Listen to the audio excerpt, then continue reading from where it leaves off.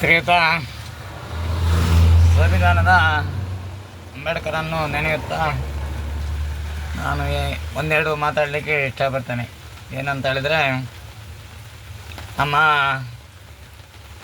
ಕಿರಿಕೀರ್ತಿಯ ತಂಗಿಯ ಯೂಟ್ಯೂಬನ್ನು ನೋಡಿದ್ದೇನೆ. ನೋಡುವಾಗ ಭಾರಿ ಬೇಜಾರಾಗುವಂಥ ಸಂಗತಿ. ಏನಂತ ಹೇಳಿದರೆ, ಅದನ್ನು ನೋಡಿದರೆ ನನ್ನ ಹಾಗೆ ಬಡವರಾಗಿ ತೋರ್ತಾ ಇದ್ದಾರೆ. ಆದರೆ ಜಗದೀಶ್ ಏನೋ ಅವರಿಗೆ ಆರೋಪವನ್ನು ಹೊರಿಸಿದಾರಂತೆ. ಅವರ ತಂದೆಗೆ 2 ಹೆಂಡತಿ ಅಂತೇಳಿ. ಅದರ ದಾಖಲಾತಿಯನ್ನು ನಾನು ಕೊಡ್ತೇನೆ ಅಂತೇಳಿ ಅವಳು ಯೂಟ್ಯೂಬ್ ಮೂಲಕ ತಿಳಿಸಿದ್ದಾಳೆ. ಅವರನ್ನು ನೋಡುವಾಗ ನಮಗೆ ಬೇಜಾರಾಗುವಂಥದ್ದು. ಆದರೆ ಕಿರಿಕೀರ್ತಿ ಮಾಡುವಂಥದ್ದು ಅವಳಿಗೆ ಏನು. ನಾನು ಹೇಳುವಂಥದ್ದು ಏನಂತ ಹೇಳಿದರೆ, ನಾನು ನೇರ ನಿಟ್ಟ ನಿರಂತರ ಅಂತೇಳಿ ನಾನು ಹೇಳುವಂಥದ್ದು ಏನೋ ಅಂತ ಹೇಳಿದರೆ, ಅವರ ರೀತಿ ಅಲ್ಲ. ಅವರು ಹೇಳುವಂಥದ್ದು ಅಣ್ಣನನ್ನು ಬಿಟ್ಟು ಕೊಡಲಿಕ್ಕೆ ಆಗೋದಿಲ್ಲ ಎಂಬ ಭಾವನೆಯಲ್ಲಿ ಹೇಳುವಂಥದ್ದು. ಯಾವತ್ತೂ ಆ ಭಾವನೆ ಇರಬಾರ್ದು. ಮನುಷ್ಯನಿಗೆ 5 ಜನ ಮಕ್ಕಳಿರ್ತಾರೆ, ತಾಯಿ ತಂದೆಯರಿಗೆ. ಒಂದು ತಾಯಿ ತಂದೆಯರಿಗೆ 5 ಜನ ಮಕ್ಕಳಿರ್ತಾರೆ. ಅದಕ್ಕೆ ಉದಾಹರಣೆ ನನ್ನದೇ ಇರ್ಬೋದು. ನಾನು ಬ್ಯಾಡದೇ ಮಾಡ್ತಿರ್ತೇನೆ. ಅದೇ ರೀತಿಯಲ್ಲಿ ಮತ್ತು ಉಳಿದವರು 4 ಜನ ಬ್ಯಾಡಿದವರು ಮಾಡಿದ್ದಾರೆ ಅಂತ ಹೇಳಲಿಕ್ಕಾಗಲ್ಲ. ಅವರು ಒಳ್ಳೆಯದನ್ನೇ ಮಾಡ್ತಾರೆ. ನೀವು ತಿಳ್ಕೊಳ್ಬೇಕು, ಗಣೇಶ ತಪ್ಪು ಮಾಡ್ತಾ ಇದ್ದಾನೆ, ಅದೇ ರೀತಿಯಲ್ಲಿ ಅವನ ತಂಗಿ ದಿಕ್ಕಳು ತಮ್ಮ ದಿಕ್ಕಳು ತಪ್ಪು ಮಾಡ್ತಾರಂತ ನೀವು ಭಾವನೆ ತಿಳ್ಕೊಳ್ಬಾರ್ದು. ಅಥವಾ ಗಣೇಶ ಒಳ್ಳೆಯ ಮಾಡ್ತಾನೆ, ಅದೇ ರೀತಿಯಲ್ಲಿ ನಮ್ಮ ಮನೆಯವರೆಲ್ಲ ಒಳ್ಳೆಯದು ಮಾಡ್ತಾರಂತೇಳಿ ನನ್ನ ನಂಬಿಕೆ. ನಾವು ಪ್ರತಿಯೊಂದು ಹೇಳಿಕೊಟ್ಟಂದು ತಂದೆ ತಾಯಿಯವರು ನಾವು ಒಳ್ಳೇದು ಮಾಡಿ ಮಗನೇ, ಒಳ್ಳೇದು ಮಾಡಿ ಮಕ್ಕಳೇ ಅಂತೇಳಿ ಹೇಳಿಕೊಟ್ಟದ್ದನ್ನು ನಾನು ಹೇಳುವಂಥದ್ದು. ಇದು ಕಿರಿಕೀರ್ತಿಗೆ ಅರ್ಧಕ್ಕೆ ದರ್ಶಿಗೆ ಸಿಕ್ಕಿದರೆ ಬಡವರಾಗಿರುವಾಗ ಕೆಲವರು ಹೇಳ್ತಾರೆ, ಅರ್ಧಕ್ಕೆ ದರ್ಶಿಗೆ ಸಿಕ್ಕಿದಾಗ ಏನೋ ಹೊಲಗಾಡ್ತಂತ ಹೇಳ್ತಾರೆ. ಅದೇ ರೀತಿಯಲ್ಲಿ ಕಿರಿಕೀರ್ತಿಗೆ ಏನೋ ಮೋಸದ ಹಣ ಮಾಡಲಿಕ್ಕೆ ಅವಸರಾಗಿ ಏನೋ ಲಂಚಕ್ಕೋಸ್ಕರಾಗಿ ಮಾಡ್ತಾನೆ. ಅದನ್ನು ತಂಗಿಯಾದರೂ ಅದನ್ನು ಒಳ್ಳೆಯದಂತೇಳಿ ಭಾವಿಸಬಾರ್ದು. ನಾನು ತಪ್ಪು ಮಾಡಿದರೂ ಅದು ತಪ್ಪೇ ಅಂತ ಹೇಳಬೇಕು. ನನ್ನ ತಂದೆ ಆಗಲಿ, ತಾಯಿ ಆಗಲಿ, ನನ್ನ ತಂಗಿ ಆಗಲಿ, ತಮ್ಮ ಆಗಲಿ, ಯಾರೇ ಆಗಲಿ, ಅವರು ಇವತ್ತು ನನ್ನ ವಿಷಯ ಕೇಳಿ ಅವ್ರು ಹೇಳ್ತಾರೆ ಅಣ್ಣ ತಪ್ಪ ಮಾಡ್ತಾನಂತೇಳಿ. ಆದರೆ ನಾನು ಮಾಡುವಂಥದ್ದು ಒಳ್ಳೊಳ್ಳೆ ಕೆಲಸ ಅಂತೇಳಿ ಅವ್ರಿಗೆ ಗೊತ್ತಿರೋದಿಲ್ಲ.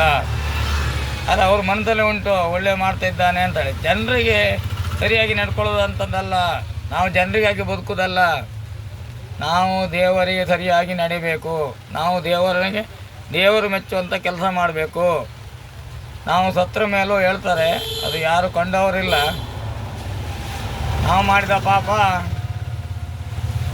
ಮುಂದೆ ದೇವರಾದರೂ ನಮಗೆ ಶಿಕ್ಷೆ ಕೊಡ್ತಾರೆ ಅಂತೇಳಿ. ಯಾವುದೇ ಮುಚ್ಚಿ ಹಾಕಿದರೂ ಸತ್ಯವೇ ಸತ್ಯ ಉಂಟೇ ಉಂಟು. ಸೂರ್ಯ ಚಂದ್ರ ಕಂತಿ ಮುಳುಗೋ ತನಕ ಯಾವತ್ತೂ ಸತ್ಯ ಹೋಗೋದಿಲ್ಲ. ಇದು ಮಾತ್ರ ನೆನ್ಪಿಟ್ಕೊಳ್ಬೇಕು. ನಾನು ಯಾಕೆ ಹೇಳ್ತೇನೆ ಅಂತ ಹೇಳಿದ್ರೆ, ಅವಳಿಗೆ ಅಣ್ಣನ ಬಿಡಲಿಕ್ಕೆ ಆಗೋದಿಲ್ಲ, ಹಾಗೆ ಒತ್ತಡ ಮಾಡುವಂಥದ್ದು. ಯಾರೇ ಆಗಲಿ, ಅಣ್ಣ ಆಗಲಿ, ಅಬ್ಬಿ ಆಗಲಿ, ಅಪ್ಪ ಆಗಲಿ, ಮತ್ತೊಬ್ಬರೇ ಆಗಲಿ, ನನಗೆ ಅಣ್ಣೇ ಆಗಲಿ, ತಪ್ಪು ಮಾಡೋದು ತಪ್ಪೇ. ನಮ್ಮ ಹೆಂಡತಿ ಹತ್ರ ಹೋಗಿ ಇವತ್ತು ಕೇಳಿ, ಗಂಡ ತಪ್ಪು ಮಾಡಿದ್ರೆ ತಪ್ಪೇ ಅಂತ ಹೇಳ್ತಾಳೆ, ನೇರ ಹೇಳ್ತಾಳೆ ಅವಳು. ಅದೇ ನನ್ನ ಮೂಲೆ ಮುಚ್ಚಿ ಮರೆಯಿಲ್ಲ. ಯಾವತ್ತೂ ಯಾರ ಪರ ವಹಿಸಿ ಮಾತಾಡಬಾರ್ದು. ನ್ಯಾಯಪರ ಮಾತಾಡೋದಾದ್ರೆ ಮಾತ್ರ ಅವರ ಪರವಾಗಿ ಮಾತಾಡಬೇಕಂತ ಹೇಳುತ್ತಾ, ಕಿರಿಕೀರ್ತಿಯ ತಂಗಿಗೆ ನಾನು ಧನ್ಯವಾದ ಹೇಳ್ತೇನೆ. ಯಾಕಂತ ಹೇಳಿದ್ರೆ, ನೀವು ಅಣ್ಣನ ಪರ ಹೋಗಬೇಡಿ. ಅಲ್ಲಿ 6-7 ಜನ ಕಳ್ಳರಿದ್ದಾರೆ. ಅಲ್ಲ, ನೀವು ನಮ್ಗೆ ಹೇಳ್ಬೋದು ನೀವು ಕಳ್ಳರಂತೇಳಿ. ನಾವು ಕಳ್ಳತನವನ್ನು ಮಾಡೋದಿಲ್ಲ, ಯಾರ ಹತ್ರದ ಹಣ ತಗೊಳ್ಳೋದಿಲ್ಲ, ಯಾರದ ಮೋಸದ ದುಡ್ಡು ಬೇಡ. ನಾವು ಸ್ವಂತ ದುಡ್ಡೇ ನಮಗೆ ಸಿಕ್ಕುವುದಿಲ್ಲ. ಇನ್ನೊಬ್ಬರ ದುಡ್ಡದಲ್ಲಿ ಯಾಕೆ? 3 ದಿನ ಬಾಳಿಗೆ ಹುಟ್ಟು ಸಾವು 3 ದಿನ ಇರುವಂಥದ್ದು. ಹುಟ್ಟು ಸಾವು 3 ದಿನ ಇರುವಂಥದ್ದು. ಏನಂತ ಹೇಳಿದ್ರೆ, ಭೂಮಿ ಬಿದ್ದ ಮೇಲೆ ಸತ್ತಂತ ಲೆಕ್ಕ. ಭೂಮಿಗೆ ತಾಯಿಯ ಹೊಟ್ಟೆಯಿಂದ ಕೆಳಗೆ ಬಿದ್ದ ನಂತರ ಅವ ಸತ್ತಂದಲೇ ಲೆಕ್ಕ. ಅದೇ ರೀತಿಯಲ್ಲಿ ಈಗ ನಾವು ಸತ್ತರೆ ಜೀವಿದ್ದರಲ್ಲ ನಾವು. ನೀವು ಅಣ್ಣ ಬೇಕಾ ದೊಡ್ಡ ಕಾರ್ ತಗೊತಾನೆ, ತಗೊತಾನೆ ಅಂತೇಳಿ ಸಪೋರ್ಟ್ ಮಾಡಬೇಡಿ.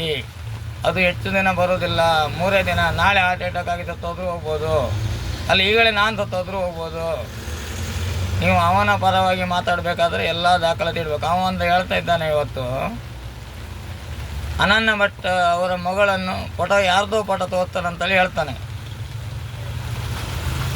ಇತಿಹಾಸದಲ್ಲಿ ಎಲ್ಲ ಯೂಟ್ಯೂಬಲ್ಲಿ ಕಂಡು ಹೊಡಿಬೋದು, ಅದರಲ್ಲಿ ಹೊಡಿಬೋದು. ಯಾಕೆ ಮಾತ್ರ ಈಗ 1ನೇ ಕ್ಲಾಸ್ ಶಾಲೆ ಸೇರಿಸ್ಬೇಕಾದ್ರೆ ಶಾಲೆಯಲ್ಲಿ ಫೋಟೋವನ್ನೇ ಕೇಳ್ತಾರೆ. ಇವೆಲ್ಲ ಮೂರ್ಖರಂತ ಹೇಳುವಂಥದ್ದು, ಬೇವರ್ಸಿಗಳಂತ ಹೇಳುವಂಥದ್ದು. ಇಂಥದ್ದೆಲ್ಲ ಈ ಕ್ವಶನ್ ಕೇಳುವ ನಮಗೆ ಸಿಟ್ಟು ಬರುವಂಥದ್ದು ಇದೆ. ಯಾಕಂತ ಹೇಳಿದ್ರೆ ಈಗ ಪ್ರತಿಯೊಂದು ಶಾಲೆಗೆ LKG ಸೇರಿಸುವಾಗಲೂ ಒಂದು ಫೋಟೋ ಕೊಡಬೇಕಂತ ಹೇಳ್ತಾರೆ. ಅಲ್ಲಿ ಹೋಗಿ ಶಾಲೆಯಲ್ಲಿ ತಗೊಂಡ್ರೆ ಆಯ್ತಪ್ಪ, ಇವ ಏನೋ ಮಣಿಪಾಲದಲ್ಲಿ ಆಸ್ಪತ್ರೆಯಲ್ಲಿ ಅವಳನ್ನು ಚೆಕ್ ಮಾಡೋದು ಅಥವಾ ಬ್ಯಾಡ್ ನೇಮ್ ಹೇಳುವಂಥದ್ದು, ಅದ್ರ ಪಾಠ ಅಲ್ಲ ಇದ್ರ ಪಾಠ ಅಲ್ಲ ಅಂತ.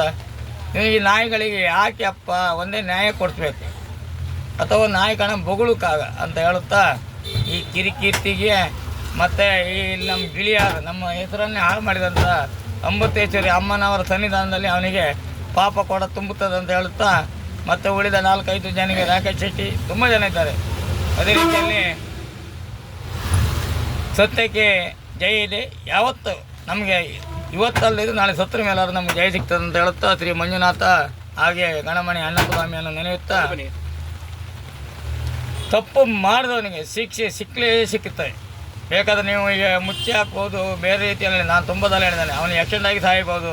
ಅದು ಹೇಳುವಾಗ ನಾವು ಆಕ್ಸಿಡೆಂಟ್ ಅಂತ ಹೇಳ್ತೇವೆ, ಅದು ಪಾಪ ಮಾಡದೇ ಇರ್ಬೋದು, ನಾನು ಹಾಗೆ ಇರ್ಬೋದು. ಈಗ ಹೋಗ್ತಿರುವಾಗಲೇ ಏನಾದರೂ ಆಗ್ಬೋದು.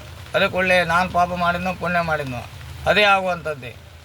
ಅದಕ್ಕಾಗಿ ಹೇಳುವಂಥದ್ದು, ನಾವು ಭೂಮಿಗೆ ಹುಟ್ಟಿದ ಕೂಡಲೇ ಸತ್ತು ಅಂದೇಳಿ ಲೆಕ್ಕ.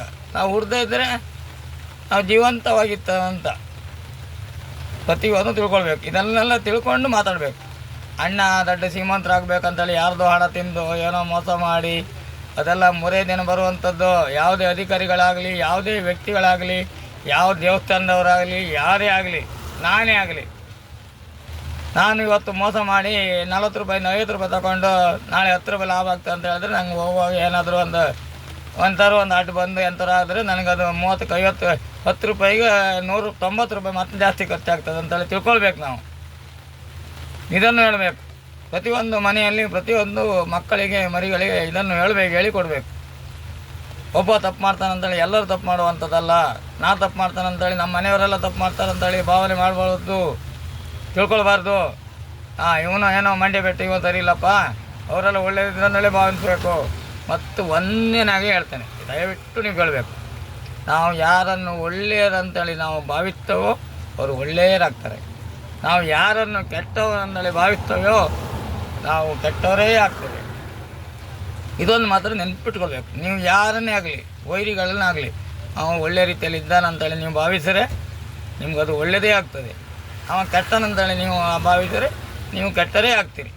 ಇದೊಂದು ಮಾತ್ರ ನೆನಪಿಟ್ಕೊಂಡ್ರೆ ಸಾಕಾಗ್ತದೆ ಅಂತ ಹೇಳುತ್ತಾ, ನಮ್ಮ ಮಹಾತ್ಮ ಗಾಂಧೀಜಿಯವರಿಗೂ ಹಾಗೂ ಅಂಬೇಡ್ಕರ್ ಅವರಿಗೂ ನೆನೆಯುತ್ತಾ, ಶ್ರೀಯುತ ನಮ್ಮ ಸಂಘ ಸಮಿತಿಯವರ ಪರವಾಗಿಯೂ ನಾನು ಧನ್ಯವಾದವನ್ನು ಹೇಳ್ತೇನೆ. ಜನರಿಗೆಲ್ಲರಿಗೂ, ನನ್ನ ಅಭಿಮಾನಿ ಬಳಗದವರಿಗೆ ನಾನು ಮುಂದೆ ಒಳ್ಳೆಯದನ್ನೇ ಮಾಡುವುದು, ಒಳ್ಳೆಯದನ್ನೇ ನೋಡೋದು ಎಂಬ ಭಾವನೆಯಲ್ಲಿದ್ದೆ. ನನಗೆಲ್ಲರೂ ನೀವು ಬೆಂಬಲ ಕೊಡಬೇಕು. ಅದೇ ರೀತಿಯಲ್ಲಿ ನೀವು ಸಹ ಒಳ್ಳೆಯದಾಗಬೇಕು, ನಿಮ್ಮ ಕುಟುಂಬಸ್ಥರು ಒಳ್ಳೆಯದಾಗಬೇಕಂತ ಹೇಳುತ್ತಾ ಶ್ರೀ ತಾಯಿಯನ್ನು ನೆನೆಯುತ್ತಾ ನಿಮಗೆಲ್ಲರಿಗೂ ಹೊಂದುತ್ತೇನೆ. ಜೈ ಹಿಂದ್, ಜೈ ಕರ್ನಾಟಕ, ವಂದೇ ಮಾತರಂ.